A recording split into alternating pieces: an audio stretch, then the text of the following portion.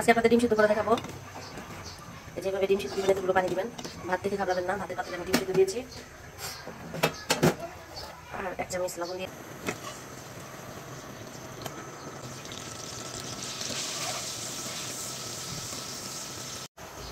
এটা হচ্ছে সোনা মুগ ডাল, একদম ছোট ছোট ভেজে আমি ঠান্ডা করে এখানে রেখে দিয়েছি।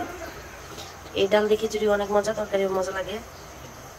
এটা কিন্তু একদম ছোট ছোট ডাল, এটা সব জায়গায় পাওয়া যায় না। এটার নাম হচ্ছে সোনা মুগ ডাল।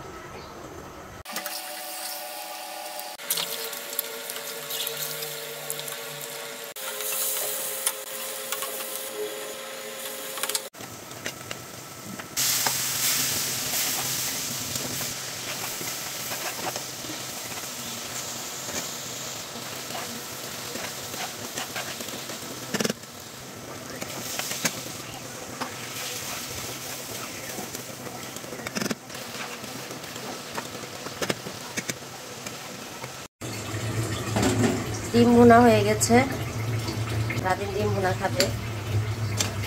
ডিম ভুনাটা রাদিনের জন্য তুলে রাখছি।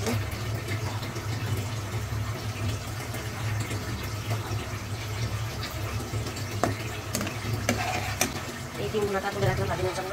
আর এই বাকি ডিমের মধ্যে আমি ডাল দিয়ে দিব, মুগ ডাল দিয়ে দিব, মুগ ডাল দিয়ে রান্না করব।